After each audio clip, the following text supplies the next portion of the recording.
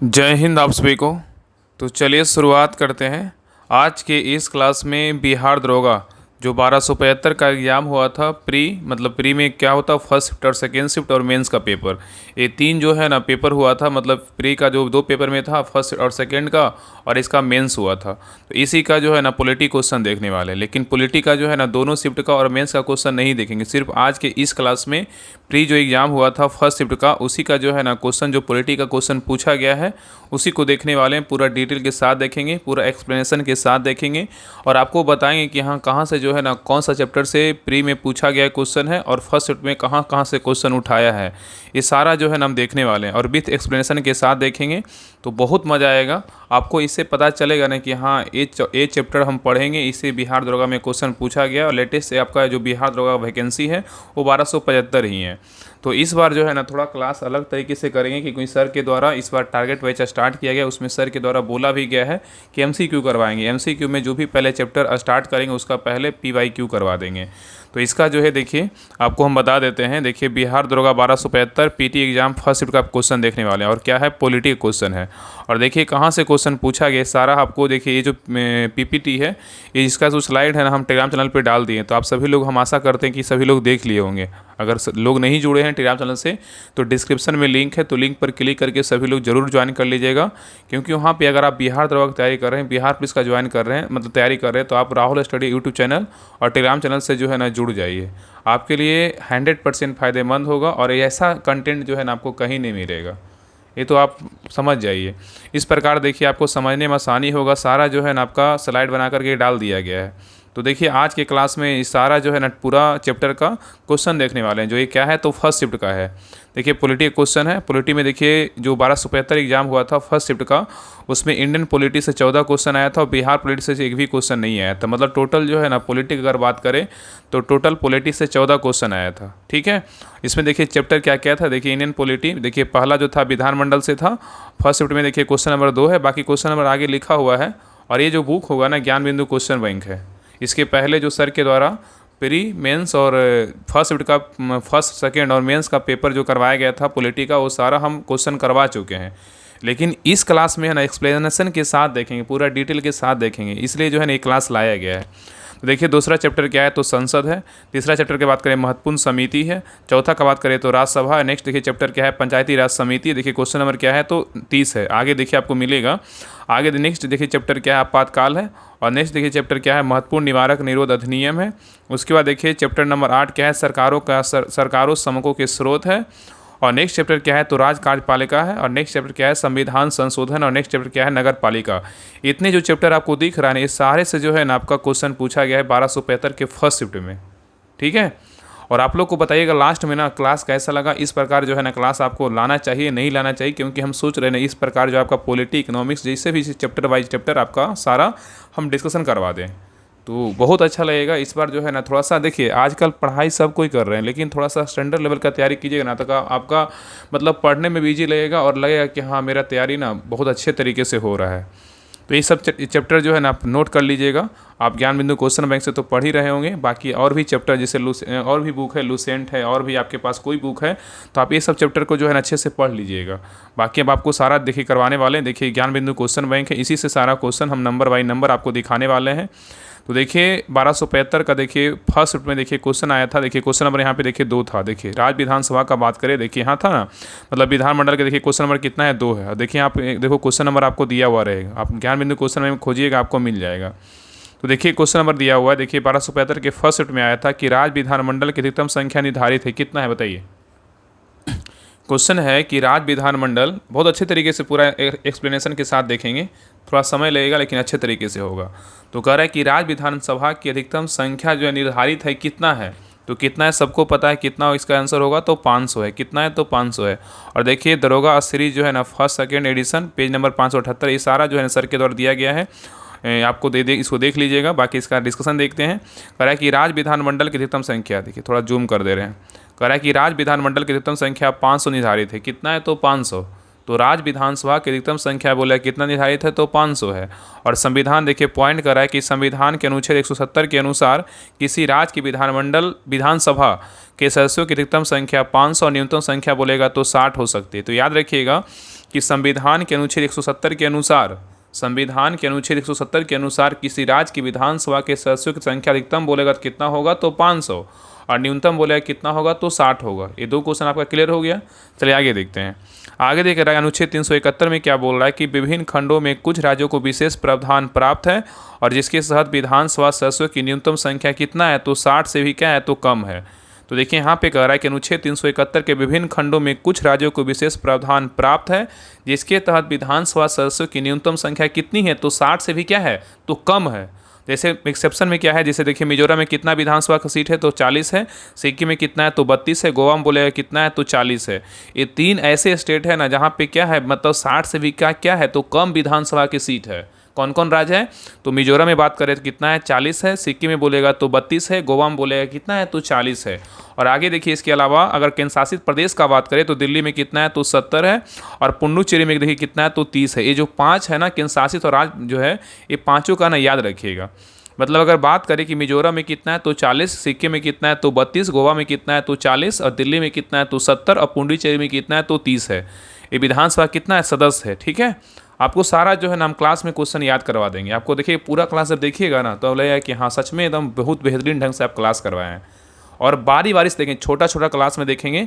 आपका पहले हम फर्स्ट शिफ्ट का पूरा करवा देते हैं पॉलिटिका, फिर सेकंड क्लास में आपका सेकंड का करवा देंगे, फिर आपका थर्ड क्लास में आपका मेंस का करवा देंगे। ठीक है, चलिए आगे देखिए। नेक्स्ट पॉइंट कर रहा है कि राज्य विधानसभा कार्यकाल कितना वर्ष का होता है, तो 5 वर्ष का होता है। अगर क्वेश्चन आपसे पूछेगा कि राज्य विधानसभा का जो कार्यकाल होता है कितना वर्ष का होता है, तो 5 वर्ष का होता है।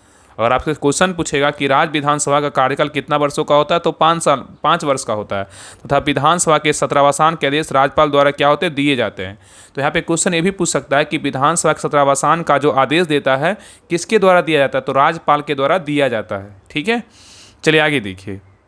नेक्स्ट है करा कि नेक्स्ट पॉइंट देखिए करा कि 84वां संविधान संशोधन अधिनियम 2001 द्वारा वर्ष 2026 तक विधानसभा की सीटों की कुल संख्या में परिवर्तन ना करने का प्रावधान है। देखिए ये भी क्वेश्चन बहुत इंपॉर्टेंट है। यहाँ पे क्वेश्चन कर रहा है कि 84वां संविधान संशोधन ये कब हुआ था, 2001 में हुआ था। इसके तहत किया गया है कि मतलब कहा गया है कि 2026 तक जो है ना विधानसभा की सीटों की कुल संख्या में परिवर्तन ना करने का जो है प्रावधान है। मतलब 2026 तक जो है ना चेंज नहीं होगा। नेक्स्ट है करा कि विधानसभा सदस्य बनने हेतु अर्हताएं अनुच्छेद 173 में क्या है, तो निर्धारित है। यहाँ पे क्वेश्चन पूछा कि विधानसभा सदस्य बनने हेतु जो अर्हताएं हैं, जो वर्णन है, ये कौन सा अनुच्छेद में, अनुच्छेद जो है 173 में है। बात करें कि अनुच्छेद 173 में किसका वर्णन है, तो विधानसभा सदस्य बनने हेतु क्या है, अर्हताएं हैं। इसका वर्णन किस अनुच्छेद में है, तो अनुच्छेद 173 में है। ठीक है, चलिए आगे देखिए। नेक्स्ट कह रहा है कि वर्तमान में सर्वाधिक विधानसभा सदस्यों की संख्या उत्तर प्रदेश में कितना है, तो 403 है। तो यहाँ पे क्वेश्चन पूछेगा कि वर्तमान में सर्वाधिक विधानसभा सदस्यों की संख्या किस राज्य में है, तो उत्तर प्रदेश में। उत्तर प्रदेश में कितना है, तो 403 है। 403 कहाँ विधानसभा है, उत्तर प्रदेश का। जबकि न्यूनतम का बात करें, न्यूनतम सदस्य संख्या कितना कहाँ है, तो सिक्किम में कितना है, तो 32 है। अगर सबसे ज़्यादा बात करें कि विधानसभा का सीट सबसे ज़्यादा किस राज्य में, तो उत्तर प्रदेश में कितना, तो 403 है। और सबसे कम का बात करें कि सबसे कम किस स्टेट में विधानसभा का सीट है, तो सिक्किम में कितना है, तो 32 है। ये दोनों क्वेश्चन याद रखिएगा। चलिए आगे देख रहा है। अनुच्छेद 332 के अनुसार राज्य की जनसंख्या के अनुपात के आधार पर विधानसभा में अनुसूचित जातियों और जनजातियों के लिए स्थानों का क्या आरक्षण दिया जाता है।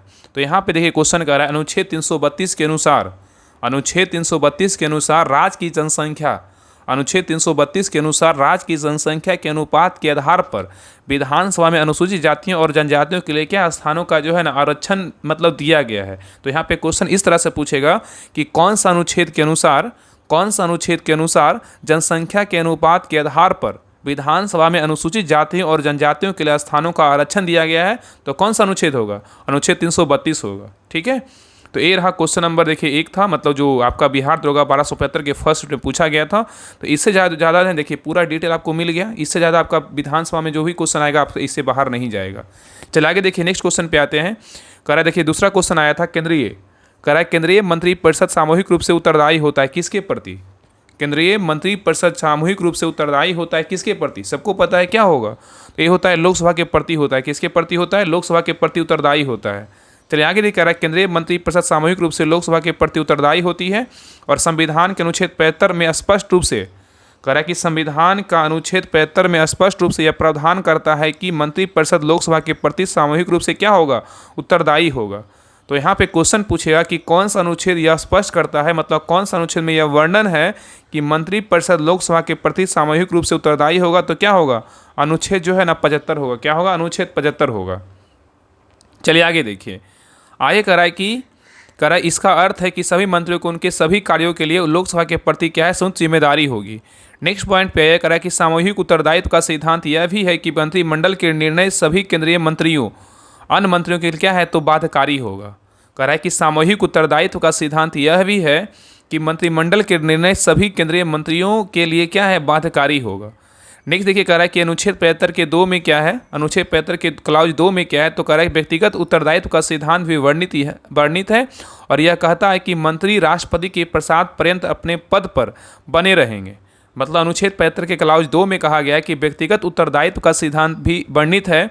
यह कहता है कि मंत्री राष्ट्रपति के प्रसाद पर्यंत अपने पद पर जो है ना बने रहेंगे, जिसका अर्थ है कि राष्ट्रपति किसी मंत्री को उस समय भी हटा सकता है जब मंत्रिपरिषद को लोकसभा में विश्वास मत प्राप्त है। हालांकि राष्ट्रपति किसी मंत्री को केवल प्रधानमंत्री की सलाह पर ही क्या कर सकता है, हटा सकता है। ठीक है, चलिए आगे देखिए, बाकी इसका हम PDF टेलीग्राम चैनल पर डाल देंगे, आप वहाँ से जो है एक बार और देख लीजिएगा और आपका और भी ज़्यादा जो है ना क्लियर हो जाएगा। बाकी तो हम सारा क्लास में करवा ही देंगे, आपको सारा याद करवा ही देंगे। बाकी क्लास अच्छा लगा होगा तो मतलब लग रहा होगा तो सभी लोग जो है ना क्लास को लाइक ज़रूर कीजिए, सभी से रिक्वेस्ट है, और चैनल को सब्सक्राइब जरूर कर लीजिएगा। बाकी इसी तरह जो है ना आपका क्लास बिहार दवा का आएगा, बाकी प्रैक्टिस सेट जैसे आ रहा है वो कंटिन्यू आपका आते ही रहेगा। चलिए आगे देखिए, नेक्स्ट पॉइंट कर रहा है कि मंत्रिपरिषद में मंत्रियों की 3 श्रेणियाँ होती है। मंत्रिपरिषद में मंत्रियों की 3 श्रेणियां होती है। एक होता है कैबिनेट मंत्री होता है, एक होता है, दूसरा होता है राज्य मंत्री होता है, तीसरा क्या होता है, उप मंत्री होता है। नेक्स्ट ये कह रहा है कि अनुच्छेद 74 में प्रधानमंत्री के नेतृत्व वाली मंत्रिपरिषद का उपबंध है यह है कि राष्ट्रपति उसके कार्य करने हेतु क्या है, सलाह देती है। अनुच्छेद 74 में प्रधानमंत्री के नेतृत्व वाली मंत्रिपरिषद का उपबंध यह है कि राष्ट्रपति उसके कार्य करने हेतु क्या है, तो सलाह देती है। ठीक है, नेक्स्ट पॉइंट है कह रहा है कि मंत्रिमंडल तथा मंत्रिपरिषद दोनों शब्द एक दूसरे की क्या है, प्रयोग किए जाते हैं, परंतु इनमें एक निश्चित अंतर है। कह रहा है कि मंत्रिमंडल तथा मंत्रिपरिषद दोनों शब्द एक दूसरे के प्रयोग किए जाते हैं, परंतु इनमें एक निश्चित जो है ना अंतर होता है। नेक्स्ट है कह रहा है कि मंत्रिमंडल एक लघु निकाय है जिसमें लगभग 15 से 20 मंत्री होते हैं और यह मंत्रिपरिषद का एक भाग है जिसमें इसमें केवल कैबिनेट मंत्री शामिल होते हैं। तो यहाँ पे कह रहा है कि मंत्रिमंडल एक लघु निकाय है।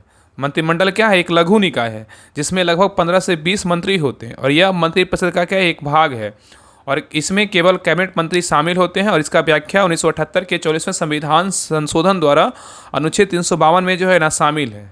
ठीक है, याद रखिएगा। नेक्स्ट आइए, कह रहा है कि अनुच्छेद 352 में यह व्याख्या है कि प्रधानमंत्री व अन्य मंत्री, कह रहा है कि अनुच्छेद 352 में व्याख्या है कि प्रधानमंत्री व अन्य कैबिनेट मंत्रियों की परिषद जिन्हें अनुच्छेद 75 के अंतर्गत क्या है, नियुक्त किया गया है। अब देखिए आपको अच्छे से दिख रहा होगा। तो यहाँ पे कह रहा है कि अनुच्छेद 352 में व्याख्या है कि प्रधानमंत्री अन्य कैबिनेट मंत्रियों की परिषद जिन्हें क्या है, तो अनुच्छेद जो है ना 75, अनुच्छेद क्या है, तो 75 के अंतर्गत क्या है, नियुक्त किया गया है। ठीक है, चलिए आगे देखिए, क्वेश्चन नंबर 3 पे आइए। देखिए क्वेश्चन नंबर यहाँ पे तो क्वेश्चन बैंक में 5 दिया हुआ, लेकिन क्वेश्चन नंबर 3 है। देखिए नेक्स्ट क्वेश्चन कह रहा है कि संघीय कार्यपालिका में शामिल है, क्या शामिल बताइए। संघीय कार्यपालिका में जो शामिल है क्या शामिल है बताइए, क्या होगा। तो संघीय कार्यपालिका में क्या शामिल, संघीय कार्यपालिका में जो है ना क्या है, तो भारत के नियंत्रक महालेखा क्या है, परीक्षक शामिल है।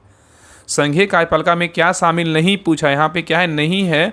तो भारत के नियंत्रक महालेखा परीक्षक शामिल नहीं है, लेकिन राष्ट्रपति शामिल है, प्रधानमंत्री शामिल है, भारत के महान्यायवादी, ये तीनों जो है ना शामिल है। तो यहाँ पे कह रहा है कि संघीय कार्यपालिका में शामिल नहीं है, तो भारत के नियंत्रक एवं महालेखा परीक्षक शामिल नहीं है, लेकिन राष्ट्रपति शामिल है, प्रधानमंत्री शामिल है, भारत के महान्यायवादी शामिल है। चलिए आगे देखते हैं। नेक्स्ट कह रहा है कि संघीय कार्यपालिका में भारत के नियंत्रक महालेखा परीक्षक जो है ना क्या है, तो शामिल नहीं है। नेक्स्ट पॉइंट कह रहा है कि भारतीय संघ की कार्यपालिका, कह रहा है कि भारतीय संघ की कार्यपालिका का निर्माण राष्ट्रपति क्या है, तो राष्ट्रपति, उपराष्ट्रपति और प्रधानमंत्री एवं महान्यायवादी से मिलकर होता है। तो यहाँ पे कह रहा है कि भारतीय संघ की कार्यपालिका का निर्माण राष्ट्रपति, उपराष्ट्रपति, प्रधानमंत्री एवं महान्यायवादी से क्या होता है, तो मिलकर होता है।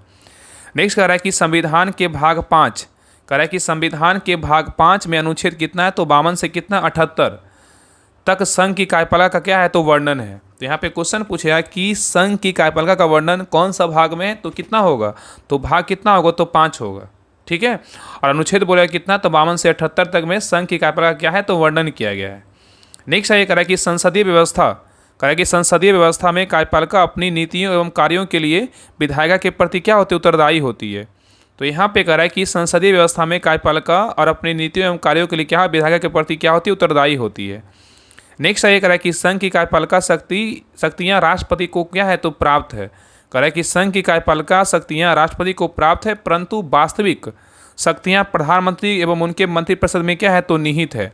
तो यहाँ पे कह रहा है कि संघ की कार्यपालिका शक्तियाँ राष्ट्रपति को प्राप्त है, परंतु वास्तविक शक्तियाँ प्रधानमंत्री एवं उनके मंत्रिपरिषद में क्या है, तो निहित होती है। चलिए आगे देखिए, कह रहा है कि अनुच्छेद 352 में क्या कह रहा है कि अनुच्छेद 352 के माध्यम से राष्ट्रपति पद के प्रावधान के जो है ना किया गया है। तो यहाँ पे अगर बात करें, क्वेश्चन पूछेगा कि राष्ट्रपति के पद का जो प्रावधान है वो कौन सा अनुच्छेद में, अनुच्छेद क्या होगा, 352 होगा।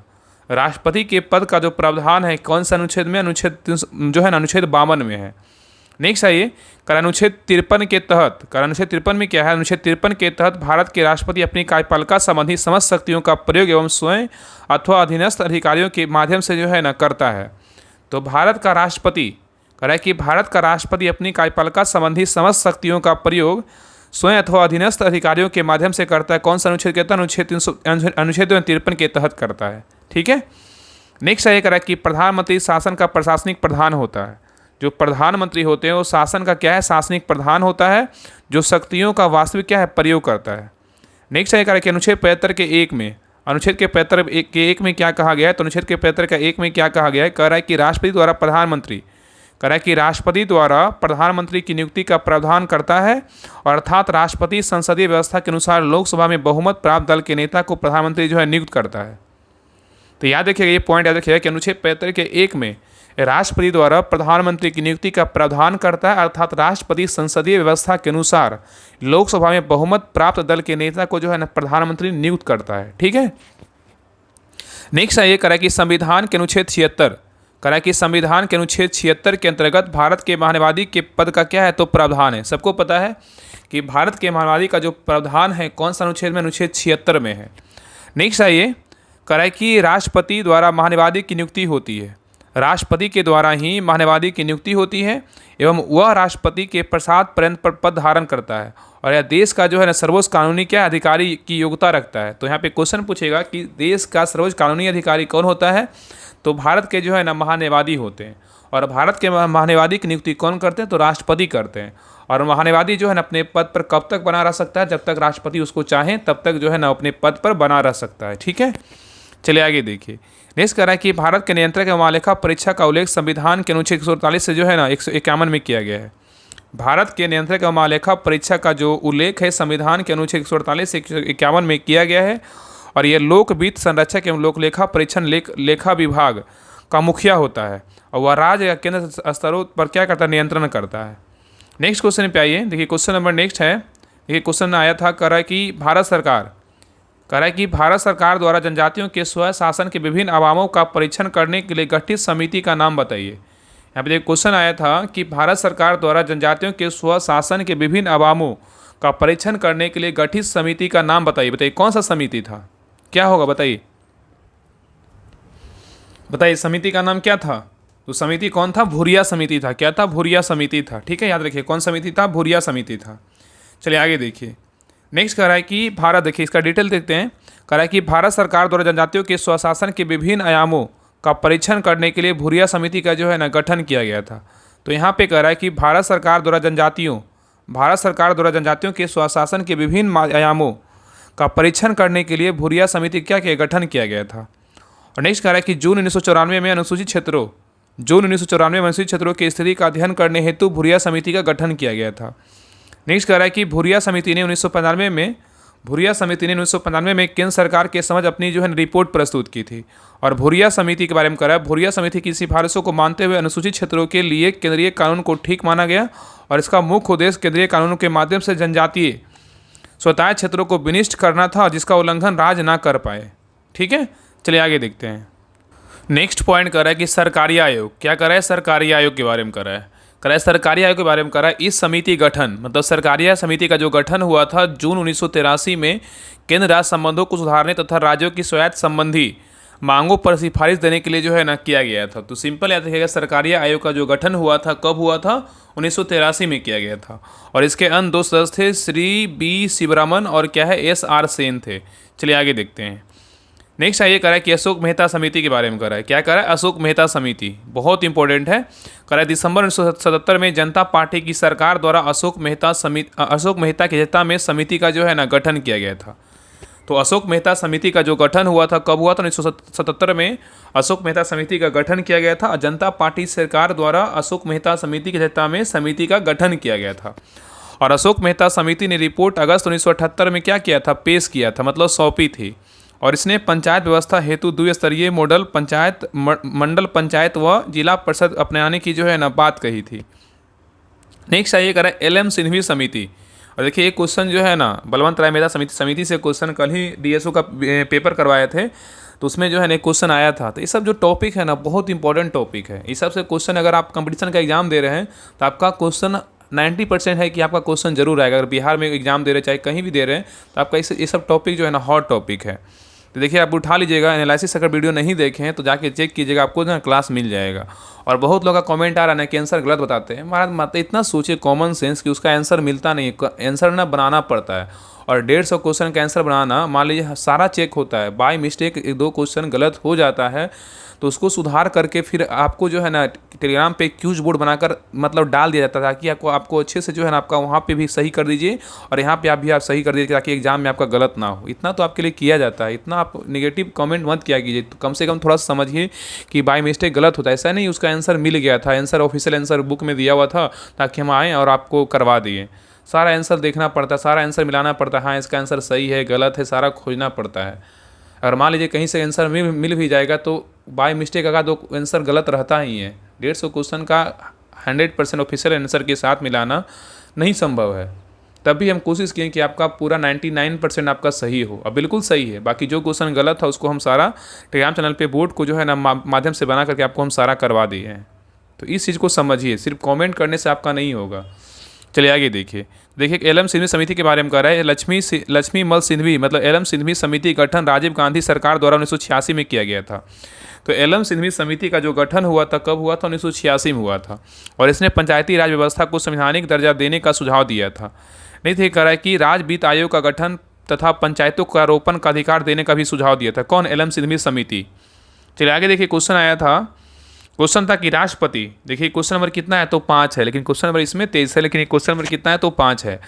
ये कह रहा है कि राष्ट्रपति राज्यसभा में कितने सदस्य मनोनीत कर सकता है? बताइए। कह रहा है कि राष्ट्रपति राज्यसभा में कितने सदस्य को मनोनीत कर सकता है, कितना करेगा? तो सही उत्तर क्या होगा? तो ऑप्शन नंबर ना डी होगा, 12 सदस्यों को मनोनीत कर सकता है। तो यहाँ पे कह रहा है कि राष्ट्रपति राज्यसभा में 12 सदस्य मनोनीत कर सकता है। और संविधान का अनुच्छेद 80 जो कर रहा है कि राज्यसभा की संरचना का क्या करता है? प्रावधान करता है। तो राज्यसभा की संरचना का प्रावधान कौन सा अनुच्छेद में? तो अनुच्छेद 80 में है।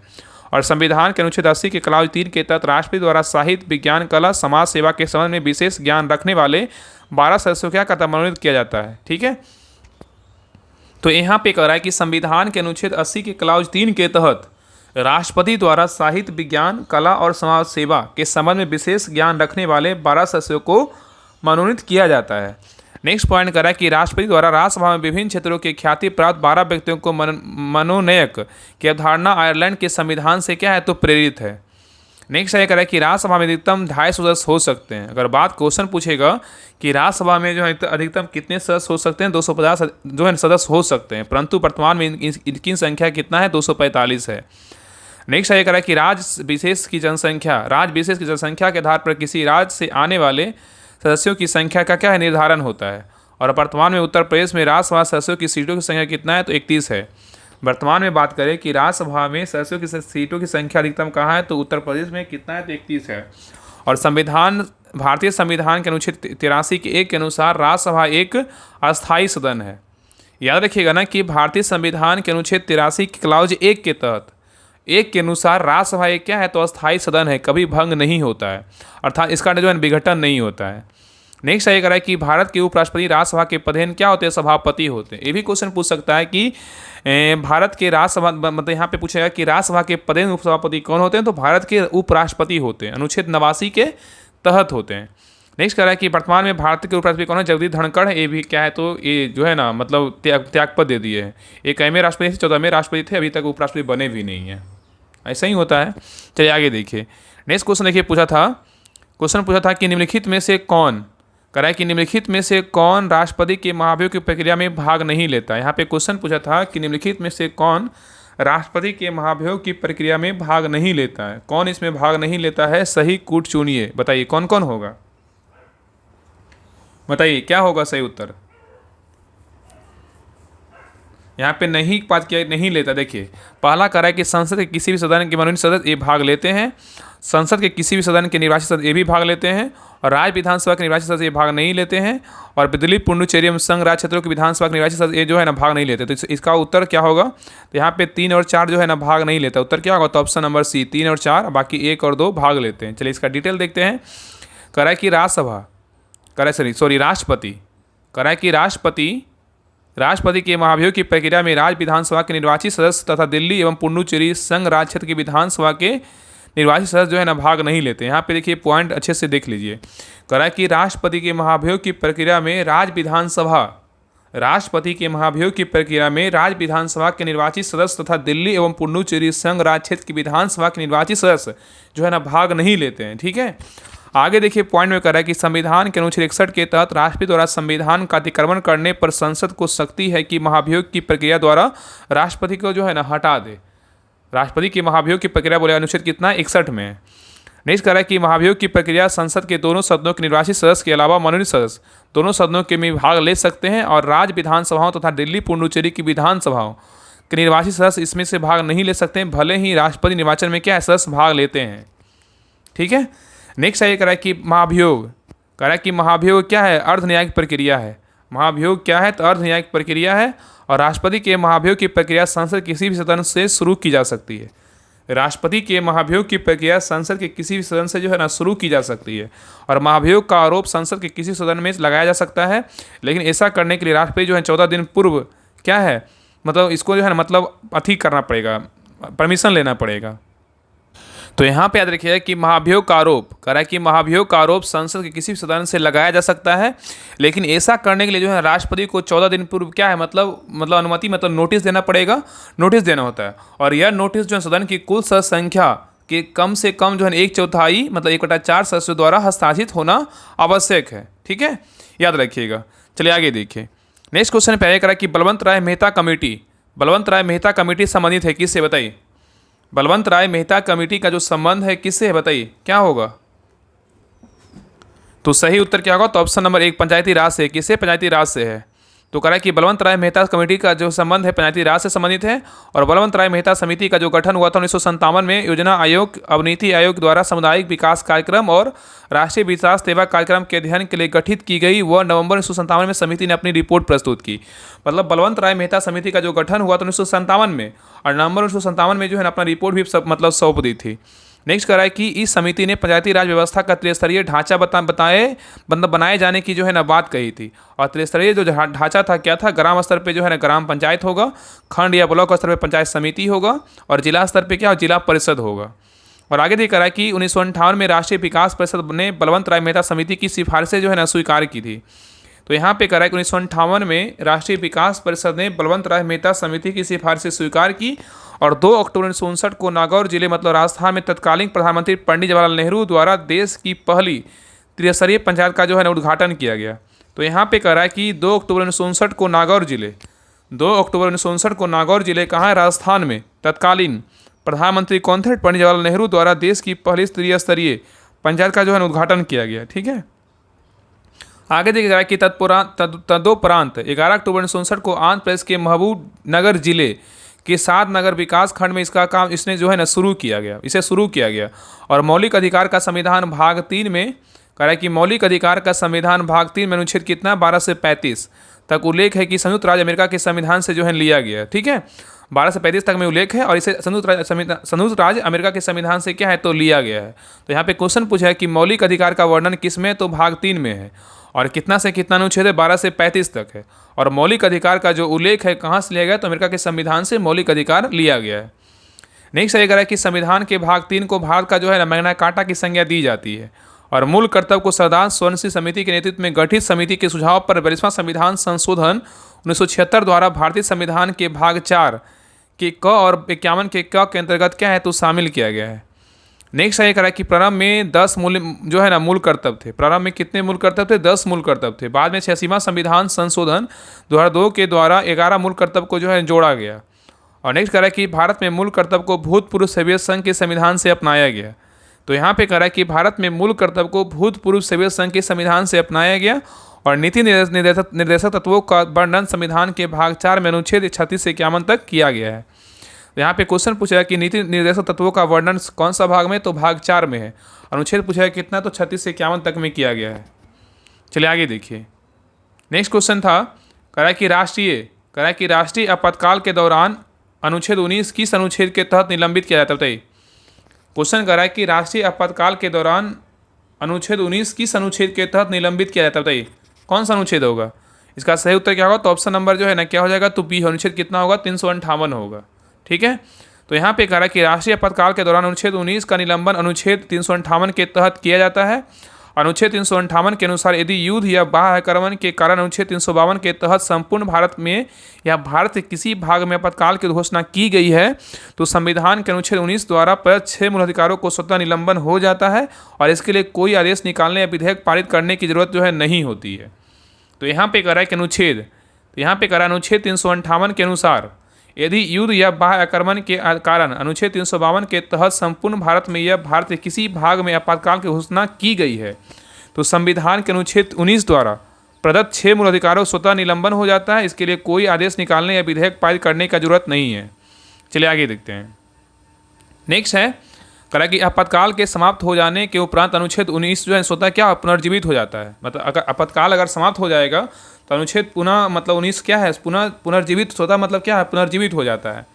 और नेक्स्ट कह रहा है कि 42वां संविधान संशोधन 1976 द्वारा अनुच्छेद 358 में संशोधन कर जोड़ा गया कि यदि आपातकाल की घोषणा देश के किसी भाग में की गई है तो देश के अन्य भागों के लिए बनाए गए कानून को अनुच्छेद 19 में क्या है संरक्षण से जो है मुक्त रखा जाएगा।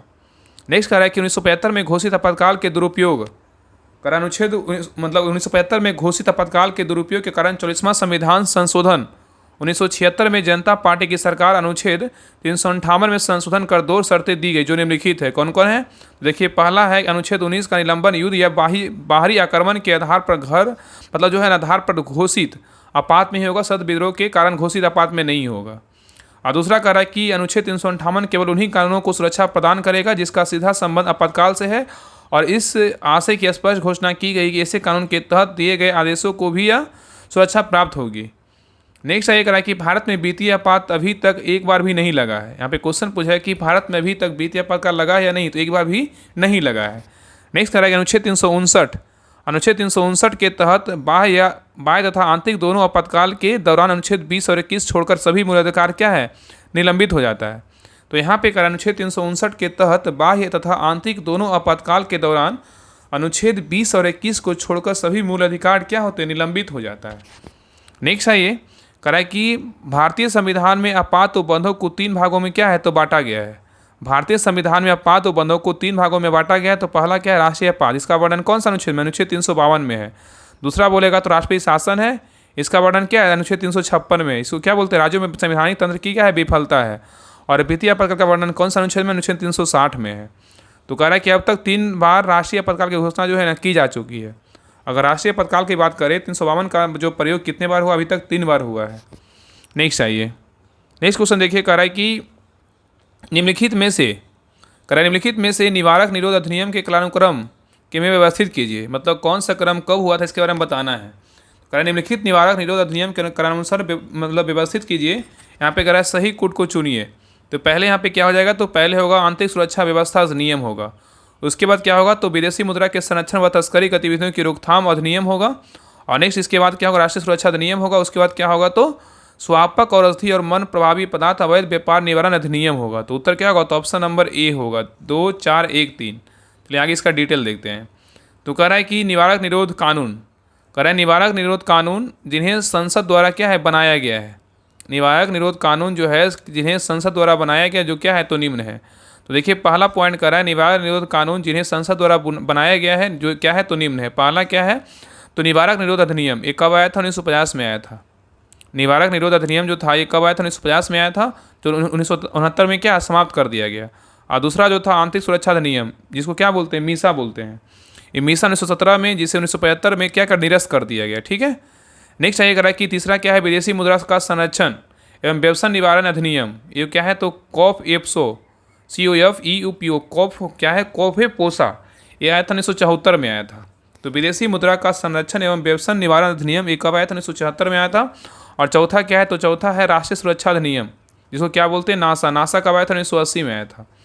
और पाँचवा क्या है? चोर बाजारी निवारक और आवश्यक वस्तु प्रदान अधिनियम, PVM सेका, ये कब आया था? 1980 में आया था। आगे देखिए कह रहा है आतंकवादी। छठा क्या? आतंकवादी और विध्वंसक क्रियाकलाप निवारण अधिनियम, टाडा, ये कब आया था? 1985 में आया था। और यह 1995 में क्या हो गया? समाप्त हो गया। तो आतंकवादी और विध्वंसक क्रियाकलाप निवारण अधिनियम कब आया था? टाडा, 1985 में आया था। और 1995 में क्या हो गया? समाप्त हो गया। और जो सातवां था, सातवां क्या था? स्वापक औषधि और मनरू प्रभावी पदार्थ व्यापक निवारण, जो क्या है? पिंट DPSA, ये जो अधिनियम था कब आया था? 1988 में आया था। नेक्स्ट अधिनियम था क्या? आठवां क्या था? आतंकवाद निवारक अधिनियम, ये आया था पोटा 2002 में। इसे 2004 में क्या निरस्त कर दिया गया।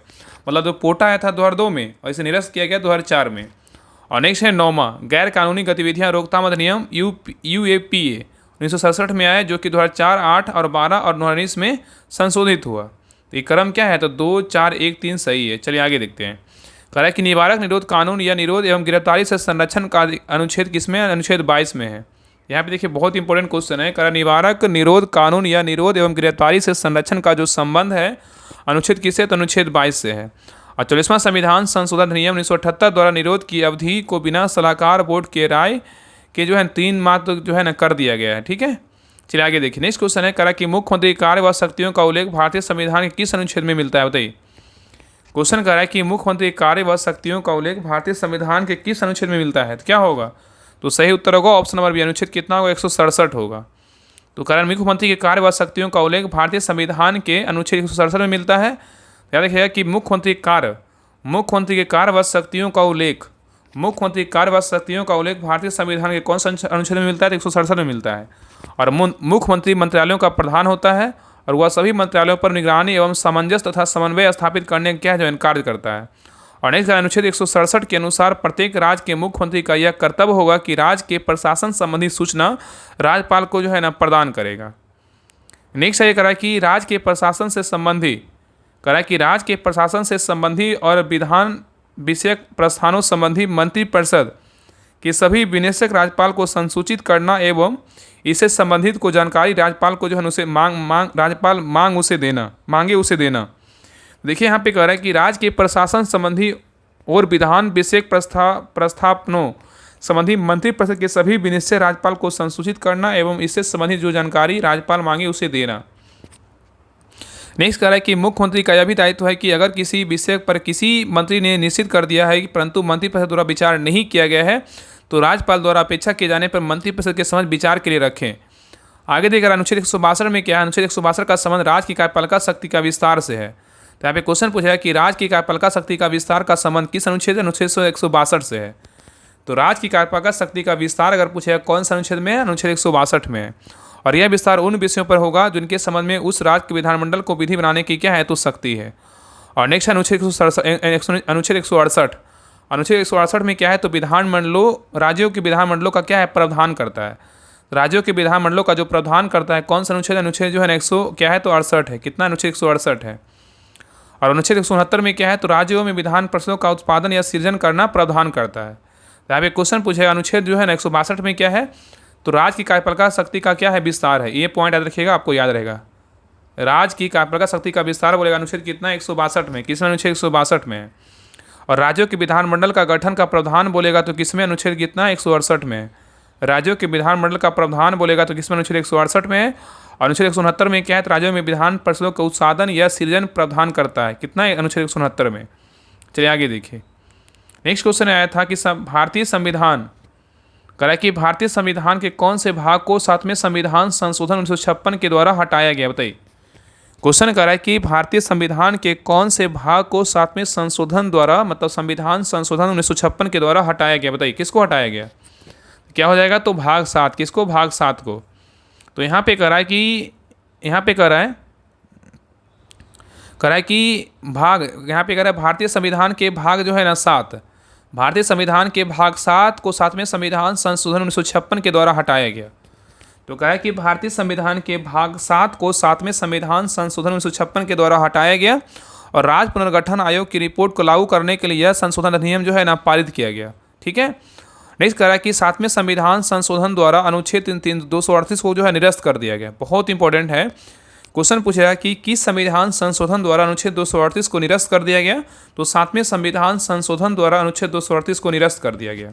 और इस संशोधन द्वारा क, ख, ग, घ श्रेणियों के राज्यों के वर्गीकरण समाप्त करने पूरे भारत को 14 राज्यों एवं 6 संघराज्य क्षेत्रों में विभाजित कर दिया गया। और नेक्स्ट कह रहा है इन राज्यों के नामों और सीमाओं का उल्लेख करते हुए इससे पहले की प्रथम अनुसूची के स्थान पर एक नई अनुसूची को अंतः जो है स्थापित किया गया। और संविधान के भाग 5 में संघ की कार्यपालिका संसद, राष्ट्रपति, संघ की न्यायपालिका तथा भारत के नियंत्रक एवं महालेखा परीक्षक का जो है ना उल्लेख है। और इस अनुच्छेद 52 से 151 तक में क्या है, तो रखा गया है। ठीक है।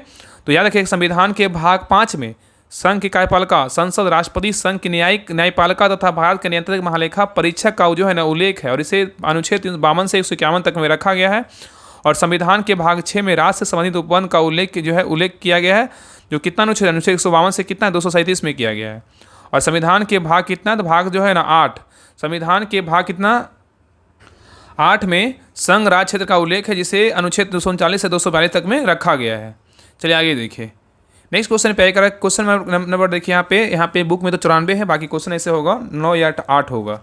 ये कह रहा है कि अधिसूचित क्षेत्र समिति के सदस्य क्या है, बताइए। अधिसूचित क्षेत्र समिति के जो सदस्य होते हैं कहाँ से होते हैं, बताइए। अधिसूचित क्षेत्र समिति के जो सदस्य होते हैं कहाँ से होते हैं, बताइए। तो 94 का सही उत्तर क्या होगा, तो ऑप्शन नंबर 1, राज्य सरकार द्वारा जो है मनोनीत होते हैं। तो अधिसूचित क्षेत्र समिति के जो सदस्य होते हैं राज्य सरकार द्वारा मनोनीत होते हैं। तो यहाँ पे ये कह रहा है कि अधिसूचित क्षेत्र समिति सदस्य राज्य सरकार द्वारा क्या है, मनोनीत किए जाते हैं।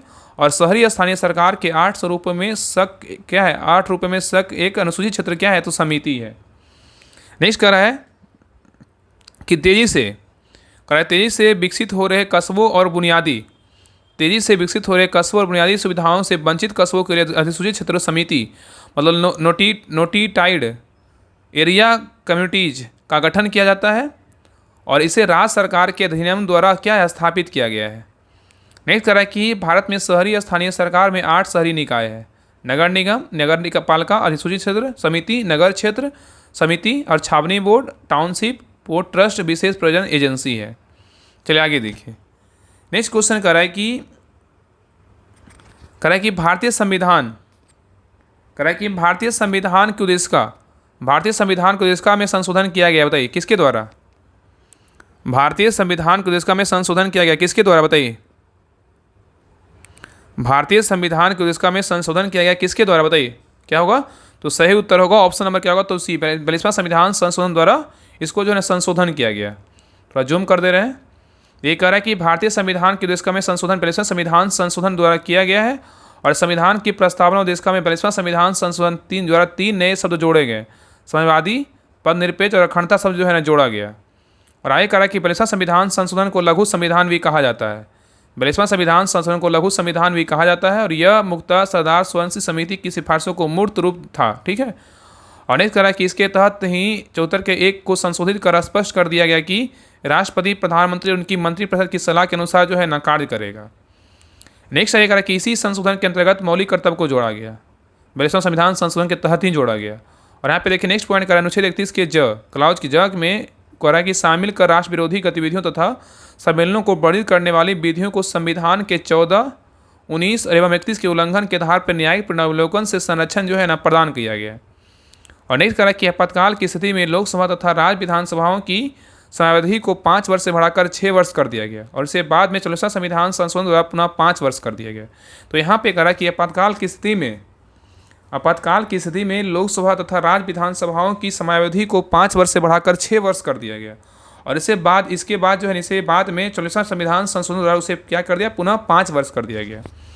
चलिए आगे देखते हैं 44वां संविधान संशोधन 1978 जो हुआ था इसके बारे में देखते हैं। कह रहा है कि संपत्ति के अधिकार से संबंधित अनुच्छेद 19 के 1 के जो है ना एवं अनुच्छेद 31 को मूल अधिकारों से हटा दिया गया, जिसे एक नए अनुच्छेद 300 के माध्यम से कानूनी अधिकार जो है ना बना दिया गया। तो यहाँ पे कह रहा है 40वां संविधान संशोधन 1978 के बारे में कह रहा है। यहाँ पे क्वेश्चन यही पूछ सकता है कि 40वां संविधान संशोधन जो है ना अधिनियम कब आया था, 1978 में आया था। तो इसी के बारे में कह रहा है कि संपत्ति के अधिकार से संबंधित अनुच्छेद 19 के 1 के 6 एवं अनुच्छेद 31 को मूल अधिकारों से हटा दिया गया, जिसे एक नए अनुच्छेद 300 के क में क्या है माध्यम से कानूनी अधिकार बना दिया गया। और आगे कह रहा है अनुच्छेद 74 के 1, अनुच्छेद 74 के 1 में कह रहा है कि संशोधन कर राष्ट्रपति को शक्ति दी गई कि मंत्रिपरिषद द्वारा दी गई सलाह को पुनर्विचार के लिए एक बार क्या है तो एक बार लौटा सकता है, परंतु उसके इस सलाह को मानने के लिए राष्ट्रपति जो है ना बाध्य होगा। नेक्स्ट है ये अनुच्छेद 352 में, अनुच्छेद 352 में राष्ट्रीय आपात की घोषणा के आधार पर आंतरिक अशांति के स्थान प्रसद विद्रोह के आधार पर बनाया गया है। तो कह रहा है अनुच्छेद 352 में राष्ट्रीय आपात की घोषणा के आधार पर आंतरिक अशांति के स्थान प्रसद विद्रोह को आधार पर बनाया गया है। और यहाँ पे देखिए क्वेश्चन अगर बनाने का रहेगा तो देखिए ऐसे बना देगा। क्वेश्चन कहेगा कि राष्ट्रीय आपात की घोषणा के आधार पर आंतरिक अशांति के स्थान प्रसद विद्रोह के आधार पर बनाया गया, इसका वर्णन किस अनुच्छेद में है, तो क्या अनुच्छेद 352 होगा। और नेक्स्ट पॉइंट करा कि राष्ट्रपति द्वारा राष्ट्रीय आपात की घोषणा के लिए मंत्रिमंडल की लिखित सलाह को क्या अनिवार्य कर दिया गया है। और नेक्स्ट करा अनुच्छेद 352 के अंतर्गत घोषित राष्ट्रीय आपात को न्यायिक समीक्षा के दायरे में ला दिया गया, जिसे 38वें संविधान संशोधन के माध्यम से न्यायिक समीक्षा के दायरे से बाहर रखा गया था। तो यहाँ पे करा कि अनुच्छेद 352 के अंतर्गत घोषित राष्ट्रीय आपात को न्यायिक समीक्षा के दायरे से ला दिया गया, मतलब दायरे में जो है ला दिया गया, और जिसे 38वें संविधान संशोधन के माध्यम से न्यायिक समीक्षा के दायरे से बाहर रखा गया है।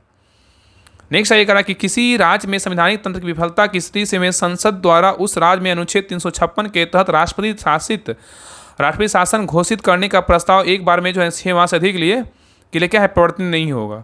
तो यहाँ पे कह रहा है कि किसी राज्य में संवैधानिक तंत्र की विफलता की स्थिति में संसद द्वारा उस राज्य में अनुच्छेद 356 के तहत राष्ट्रपति शासन घोषित करने का प्रस्ताव एक बार में 6 माह से अधिक के लिए परिवर्तनीय क्या होगा तो नहीं होगा।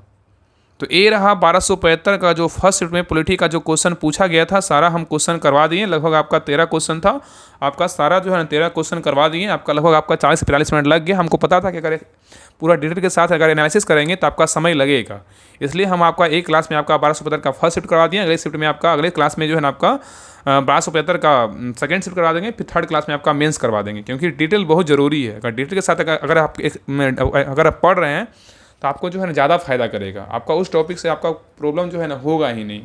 ठीक है भाई, क्लास कैसा लगा आप लोग कमेंट सेक्शन में जरूर बताइएगा।